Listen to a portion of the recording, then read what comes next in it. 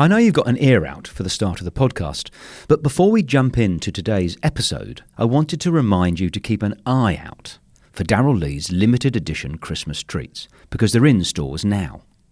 Like the iconic Christmas nougat pudding, so yummy and a gorgeous little gift. And some delicious Chrissy-themed twists on your favourite treats, like the Darryl Lee Rockley Road with chewy red and green jelly pieces, green and red crunchy milk chocolate balls, my favourites, and green apple and strawberry flavoured licorice. Watch them disappear. Your Christmas treats table will pop with colour and scrumptiousness. Spread some joy, bring the fun, and enjoy the Christmas tradition that is Darryl Lee. Hurry before they sell out. Darryl Lee makes Christmas better. This is The 5 of My Life with me, Nigel Marsh. The series where I talk to notable people about 5 of their defining things. The way it works is my guests always choose a favourite film, book, song, place and possession. They tell me their choices in advance so I can research them, but they don't tell me why they've chosen them. That's the subject of our conversation. The reason I devised this series is I wanted to create a slightly different way to gain an insight into the real lives and thoughts of prominent people.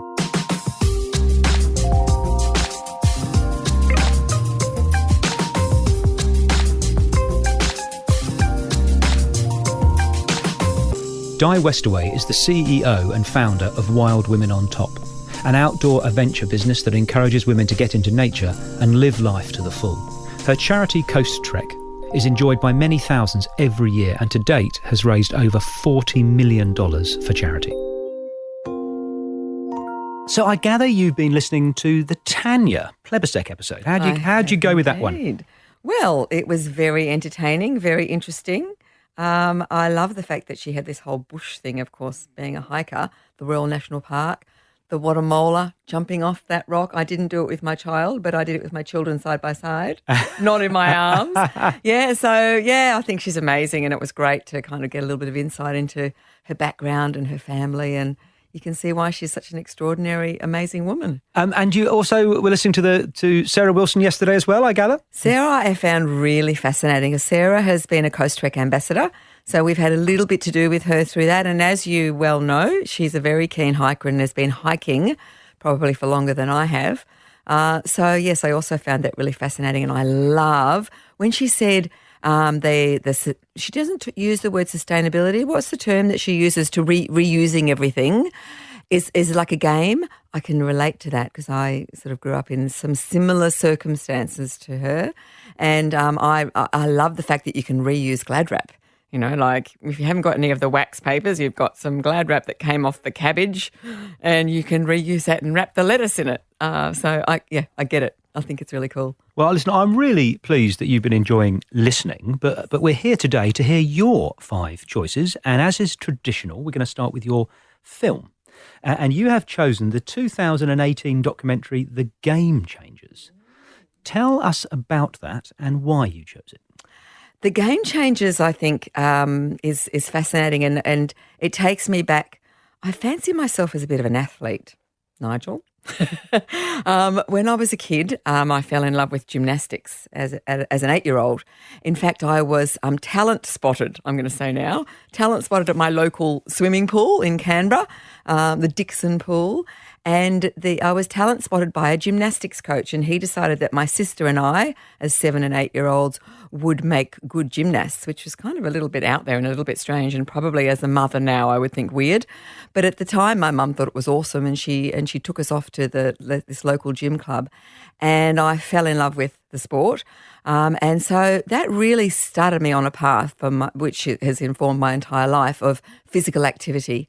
And it hasn't been until my later days, more recently, that I've realised and learned the science behind why I feel so good when I'm doing physical activity. But as a kid, I was always up a tree, cartwheeling upside down, riding my bike down the street, doing an arabesque, 1 foot on the seat, 1 leg in the air. So The Game Changers was fascinating because it is a film, a documentary that's very easy to watch, but it's been made for, I think, athletes. And as a former athlete and someone who still hopes to achieve some level of athletic performance in the sphere of mountain climbing, I'm always looking for ways to both recover from hard exercise and also heal injuries. And the Game Changers was just a game changer because prior to watching that, like many people, I believed that my best source of protein was meat. Me too. Or animals, at least. And I was like, well, why would I have plant protein when I have to have a whole bunch of plants that I don't really know much about, lentils and things I don't know how to cook, when I could just have, a piece of fish or a piece of chicken and, who doesn't want a bit of cheese with a glass of red wine? So I really had hung on to that and feel almost a little bit embarrassed now as a nutrition teacher that I thought that I was getting my best sort of source of protein being animal protein. So that was part of the game changer where I was like, wow, so I can get, not only will my body heal more quickly, not only can I push myself in an endurance sense, which mountaineers need to do, but also here's this wonderful source of really healthy, low inflammatory proteins that I need to learn about. So it was extraordinary. These were elite athletes who said, my level of performance went another level when I went to a plant-based diet. So to me, that's very appealing because, Nigel, next year I'm going to be a sexagenarian. Right. So when I'm in training for being a sexagenarian, and I only learnt that recently, I'm pretty keen to last a bit longer. So sexagenarian, that's got nothing to do with sex. That's to do with being 60. That's exactly right. Or maybe both. Well, hopefully both, because we know sex is one of those things that is really good for you, actually. And there's scientific studies around that, so I think that's really cool as well. And when I saw this thing, the new generation of sexagenarians, I'm like, what even is that? So I did look it up, and it turns out it actually came out of the UK. There's this whole wave, apparently, of these really strong, really healthy, really fit people into their 60s who are just redefining what that means. And, of course, the fact that it's called sexagenarians, it's sort of hard to resist. I am thrilled to hear that story, and we're going to stay with the body theme for your second choice, because you have chosen a book from one of my favourite writers, Bill Bryson, his latest book, The Body, A Guide for Occupants. Yes. Tell me about it and why you chose it. Well, it's a meaty tome, as you would know if you've had a look at it. And I am going to admit I don't read that book cover to cover, but I delve into it because it's fascinating. And, of course, who doesn't want to read Bill Bryson? He's so entertaining and so engaging. And he comes from so outside the sphere into it. So he's got a curious perspective. But my interest in the body I really probably started as a child. I had quite an unusual childhood, I think, in many ways. First of all, my dad was the same age as my grandfather. So hold on, explain that. Explain that for us. Well, it's not as weird as it seems at first, but it was an unusual childhood. My mum married. She was 21 and she married a 43-year-old gentleman. He was a war refugee from the heart of Europe, from the Czech Republic, and she fell in love with him. So I was the child of at the time, 22-year-old mother and a 44-year-old dad. And that made a very unusual childhood, apart from the fact that I inherited the name Kneddelhans, which was I felt always a burden because no one could ever say it, or least of all spell it. So, yes, it was an interesting childhood because having a dad the same age as your granddad meant that generationally my family life was much more conservative than any of my peers. But the other thing that was unusual was that my mum followed a very unusual religious philosophy, and she was a Christian Scientist. So not to be confused with Scientology. I'm no expert in Scientology, but I did grow up in a very, I would say Christian Science is more than what most people would consider a religion. It wasn't just going to church on Sunday. It was something that my mum lived and breathed every day and shared with my sister and I. And we went to Sunday school. I had great difficulty sitting still. Probably would have been diagnosed ADHD these days, but that hour was torture. But I did come away with some really interesting learnings. A fundamental principle of Christian Science is that in the same way that Jesus healed people, the belief is that we all can do the miracles of Jesus, and the way we do them is to communicate with God, and that God can heal our mind and our body. So I grew up believing that. I now have a different slant on it, but I think there's a lot to be learned from letting Mother Nature take its course with healing your body. And we know, those of us who've done a little bit of looking into the science of the body, that placebo is now scientifically proven to be 30% of healing. If you believe you're going to be healed, you will. Wow, yeah. And the other interesting thing that I'm learning through my course in lifestyle medicine is that the human body is such a remarkable thing that, again, if you provided, Hippocrates famously said, the father of modern medicine, that if you give man the right food and the right exercise and the right rest, the body will heal itself. He also said that walking is man's best medicine. So my childhood, in that contact that I had with, we didn't have a doctor. Like it was quite unusual at school when they said family doctor. You had to write down family doctor. I was always embarrassed because Right, the Lord. I did. Well, I never wrote anything. I didn't have a family doctor. I never went to the doctors as a kid. So that's very unusual for people. I never took any medication of any kind. And I look back on that now and I feel very grateful, because I very, very rarely, I don't want to say never, because if I say never then it might suddenly jinx myself, but I don't get sick. I have very, very high immunity. And I don't think that's just luck. And I don't think that's because I have less contact with bugs than other people.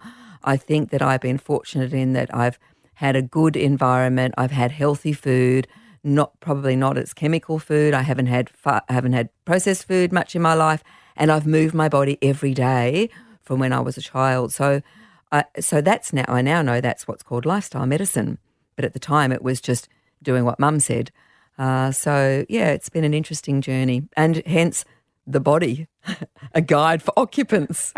Listen, you mentioned walking, and that's the link to your third choice on Five My Life. We're going back in history to 1966, and Frank Sinatra's oldest child, Nancy, who wrote and performed the fantastic, I've been humming it all week, These Boots Are Made for Walking. Isn't it awesome? And the video though, the video is next level unacceptable. I know. It's just awesome. It's just awesome.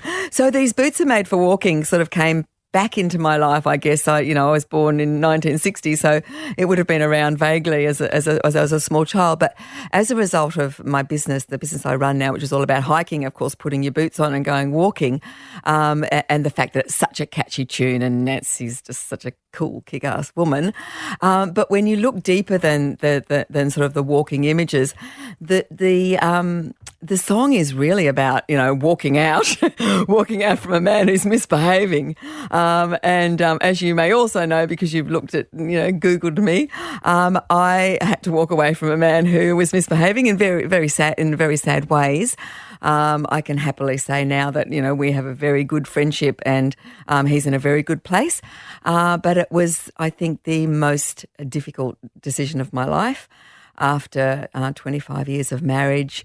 It was a marriage like many of highs and lows, extreme highs, extreme lows, very exciting. It was a very exciting life because I used to be married to an actor and a policeman, a motorcycle policeman turned actor at an exciting time in the sort of in the industry in Australia. So we had great fun times, but things didn't pan out well, and he struggled with alcohol, and in the end, when my eldest son left home at 17, that was the breaking point. I just couldn't, I couldn't stay any longer. So my boots were made for walking, and I did walk, and fortunately now after 10 years, as life turns, he's in a good place. We're, as a family, as a separated family, we're now rebuilding the relationships, because I don't know, many Australians have to deal with, issues around alcohol. It's the number one out of all the drugs. It's the one that causes the most damage, and we were certainly affected.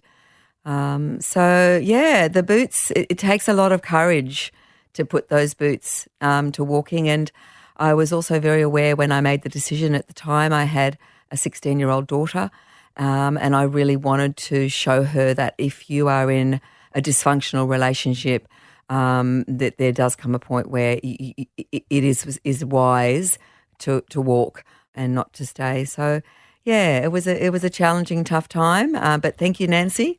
We got through it, and as my sister wisely said, tough times pass, and the tough times did pass, and we're all in a much better place now. It's fascinating, and thank you for being so honest and open. It's fascinating to hear you talk about that song in a deeper way, because I think it's actually, I think that's the most interesting thing about that song. There's one of my favourite lines in any pop song in it, where it goes, "You keep lying when you ought to be truthing." I know, it's so good.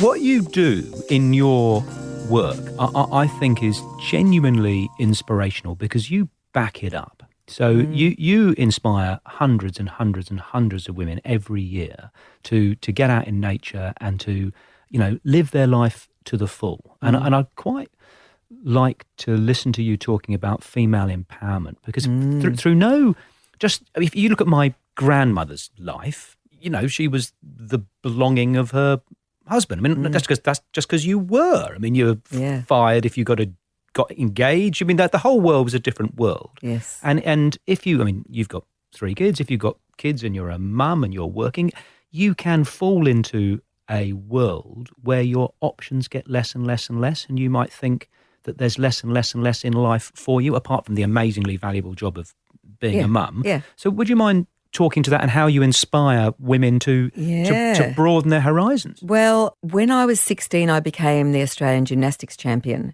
As a result of injury, I ended up, ceasing my career at the tender age of 17. But it still set me up to believe and have a confidence both in my body and in my abilities that meant I pretty much thought that I could do anything. And so not everyone has that experience as a child, and you would wish that everybody did, but we don't all. But for me, I went into a marriage. I fell madly head over heels in love with this very handsome, very dapper, gorgeous man. And I then devoted myself to his career. So his career took precedence over mine, and happily. And we had agreed that when we had children that we would juggle the two of us, and we did. So through those, when our children were little, we kind of juggled the parenting role. Sometimes he'd be away and then I'd hold the fort completely on my own. Other times he'd be back and I'd do a little bit. But I was always doing the part-time thing. His career always came first.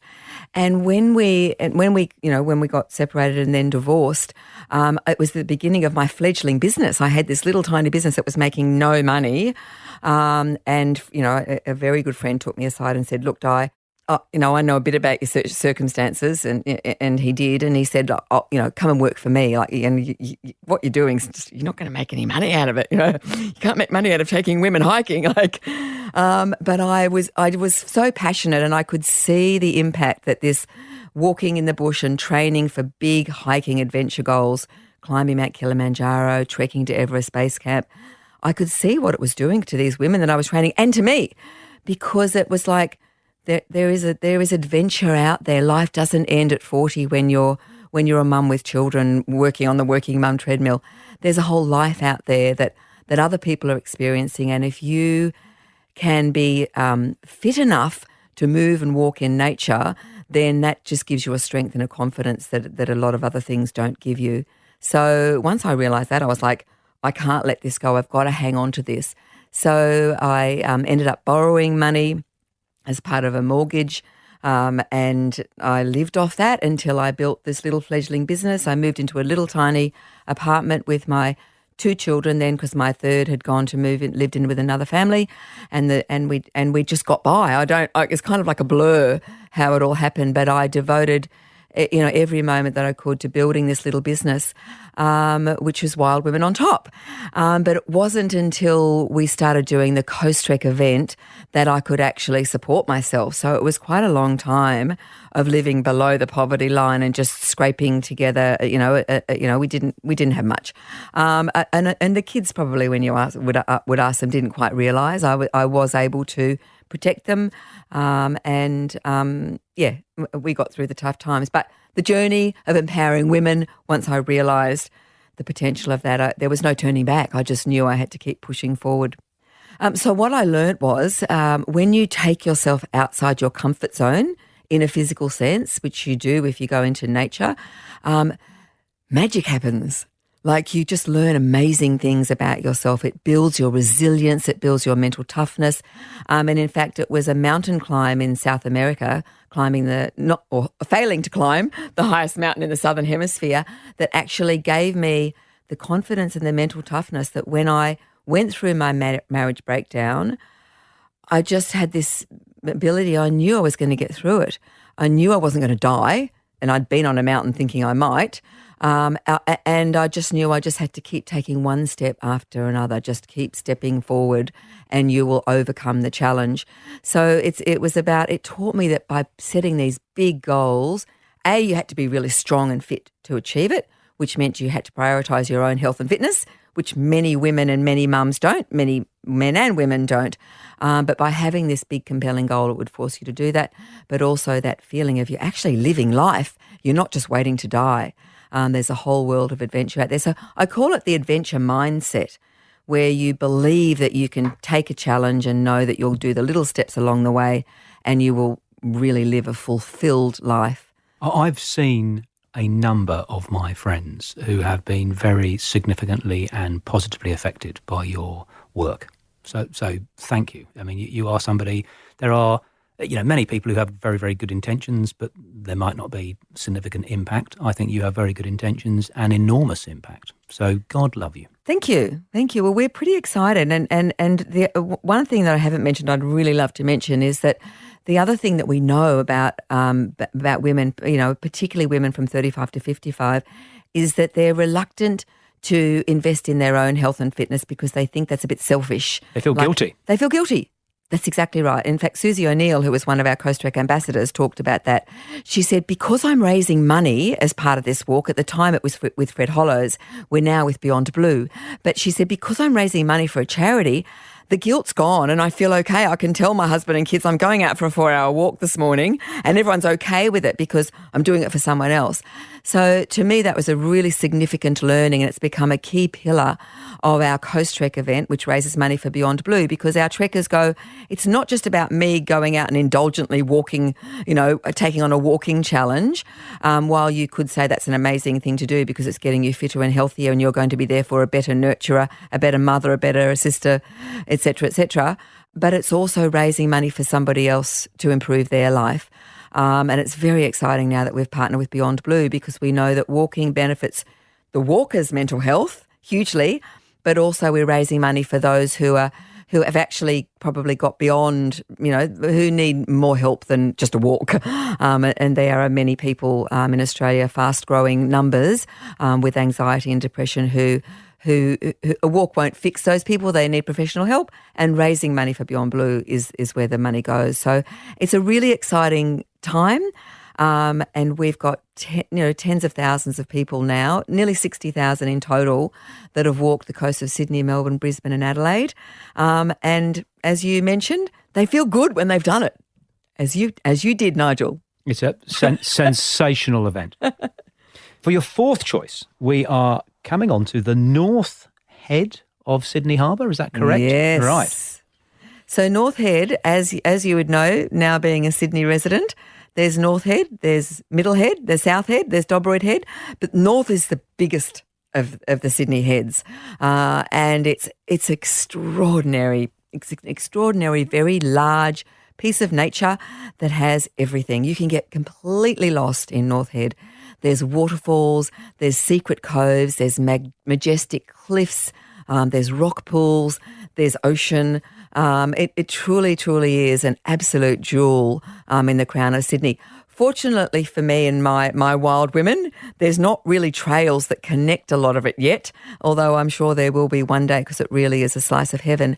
But North Head, I'm very privileged because I live quite near it, and I take my clients training there a lot. But North Head has got a special significance to me, because in those challenging times when I was leaving my marriage and wondering whether I would ever find a happy place, I was very fortunate that I met a rock climber. And at the time I was training to be a mountaineer, so I had to do a little bit of rock climbing. And he said, look, if you ever want to do something really challenging, I'll take you to climb the Fear. And I was like, what's the fear? Like, it sort of sounds a bit out there. We talk about, stepping outside of our comfort zone. But anyway, it turns out that the fear, it's illegal now to climb the fear, but the fear is a rock climb that goes up from the southern tip of North Head. It goes up a very steep cliff, and then it goes out over what we call an overhang and up and around. So it's it's known to be a challenging rock climb. And he was going to take me to climb the fear. And so we arranged for this particular day. It was a school day.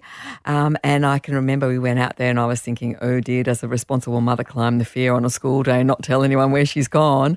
But of course I did live to tell the tale. I remember as I was dangling on the side of this cliff with him above me putting these anchors in, and there was a little section that I wasn't quite tall enough to reach, and he put this little, called an aid, where I could sort of step into a stirrup to get up, and then surviving that and thinking, oh, wow, and thinking I've got my phone in my pocket. Like if there was to be an issue, I was going to be late for school pickup. I'd have to take a photo of where I was.